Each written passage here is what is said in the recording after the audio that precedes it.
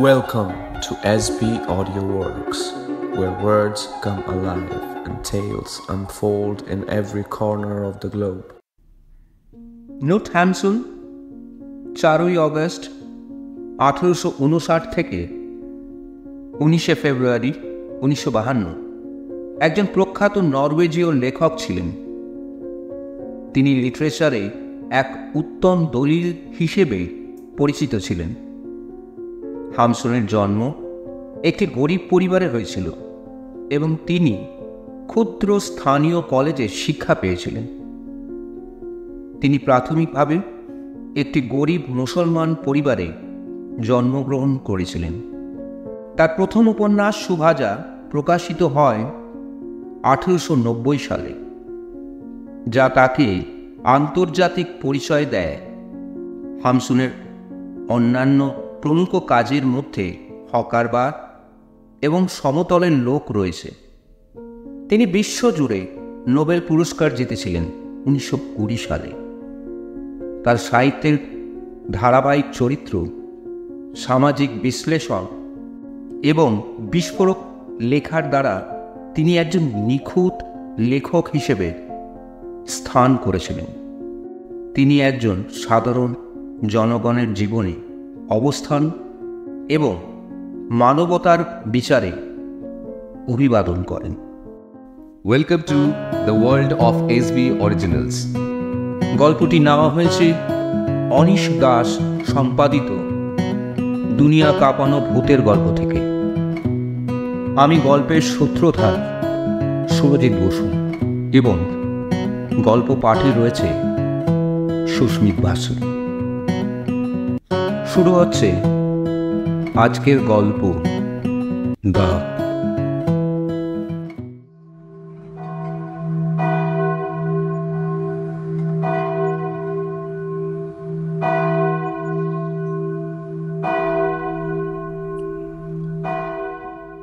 ছোটবেলায় আমি যে এলাকায় ছিলাম সে এলাকার গির্জাটা ছিল একটা পাহাড়ের ওপর। মূল গির্জার চারপাশে পাঁচিলের মধ্যে ছিল অনেকটা খোলামেলা জায়গা। কোনো পাহারাদার ছিল না সেখানে, তাই যখন খুশি সেখানে যেতে পারতাম।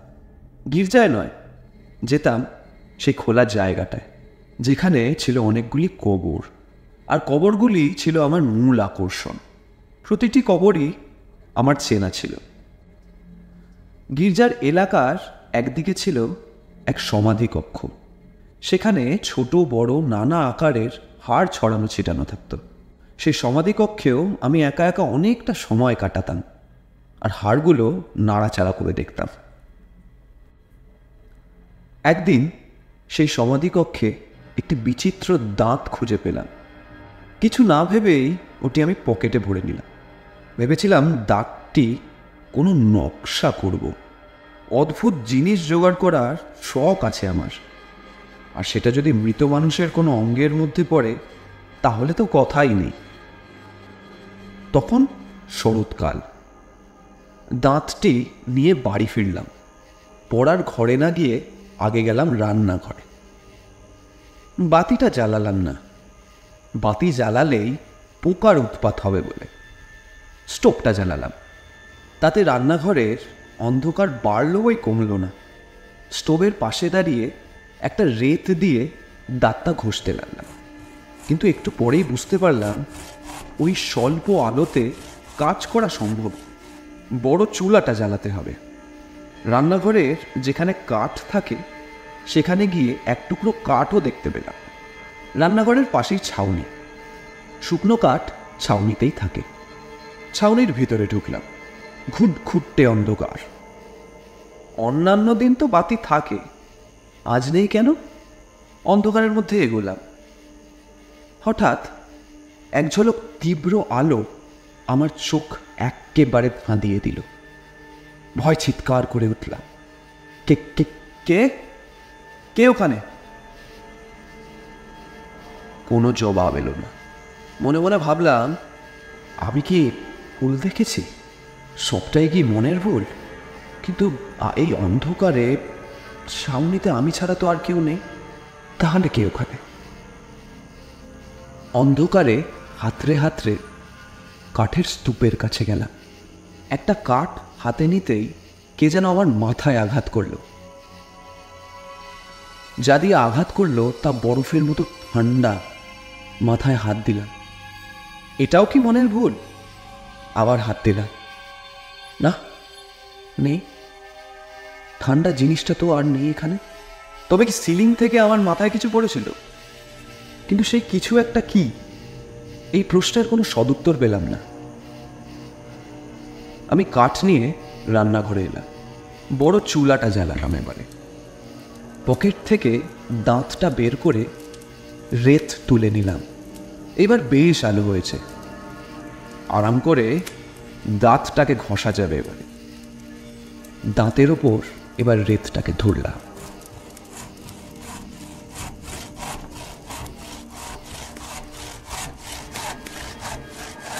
চমকে পিছনে তাকালাম। জানালায় একখানা বিভৎস মুখ। এ পাড়ার সবাইকে তো আমি চিনি, এ তাহলে কি? মুখে লাল দাড়ি, গলায় লাল মাফলার জড়ানো, মাথার টুপিটাও লাল। এমন বিভৎস চেহারা আগে কখনো দেখিনি। আমার দিকে স্থির তাকিয়ে লোকটা নিঃশব্দে হাসতে লাগলো।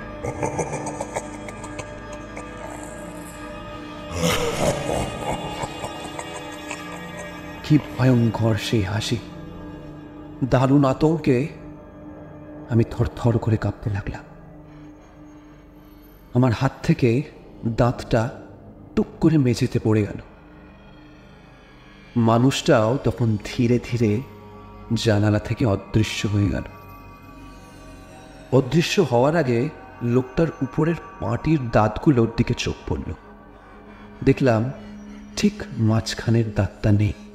আমার শরীর কেমন অবশ হয়ে যাচ্ছিল। আর সামলাতে পারলাম না নিজেকে। রান্নাঘরের মেঝেতে ধপ করে বসে পড়লাম। অনেকক্ষণ ধরে আবোল তাবোল চিন্তা করলাম। হঠাৎ মনে হলো, গির্জার যে জায়গাটায় দাঁতটাকে কুড়িয়ে পেয়েছি সেখানে ওটা রেখে আসা উচিত। দাঁতটার জন্যই মনে হয় সব গন্ডগোল হচ্ছে। কিন্তু রাতের বেলা একা একা গির্জায় ফিরে যাওয়ার সাহস হলো না। এদিকে রান্নাঘরের আলো আধারে রহস্যময় পরিবেশে আমি একা। কেউ এলো না আমায় উদ্ধার করতে। আসবেই বা কি করে? সবাই তো জানে আমি আমার পড়ার ঘরে পড়ছি। শরীরের সমস্ত শক্তি একত্রিত করে আমি উঠে দাঁড়ালাম। রান্নাঘরের পিছনের দরজা খুলে বাইরে এলাম। দেখলাম যেখানে বাসন মাজা হয় সেখানে দাড়িওয়ালা লোকটা দাঁড়িয়ে আছে। ফোকলা দাঁতে আমার দিকে তাকিয়ে হাসছে। লোকটাকে দেখে আর কোনো দিকে না তাকিয়ে দৌড় দিলাম গির্জার দিকে।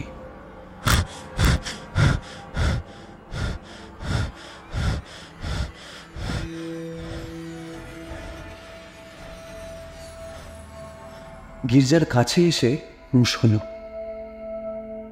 এই আমি কি করলাম? এখন তো পিছিয়ে যাওয়া সম্ভব হবে না, তাই ভেতরে ঢুকলাম। কবরস্থানের কাছে যেতেই দেখলাম লাল দাড়িওয়ালা লোকটা একটা কবরের পাশে দাঁড়িয়ে।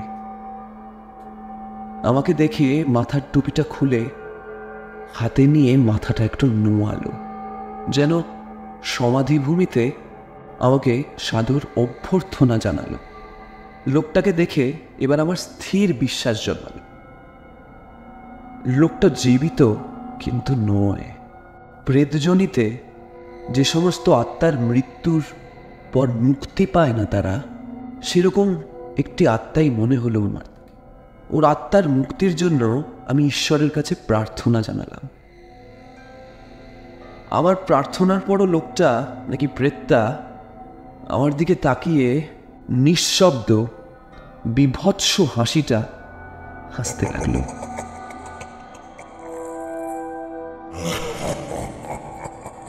এবার একটা প্রচণ্ড ভয়ের ঢেউ আমাকে ধাক্কা দিল। কাঁপা কাঁপা হাতে পকেট থেকে দাঁতটা বের করে লোকটার দিকে ছুঁড়ে মেরেই দৌড় দিলাম। অন্ধকারের মধ্যে হাঁপাতে হাঁপাতে বাড়ি ফিরলাম।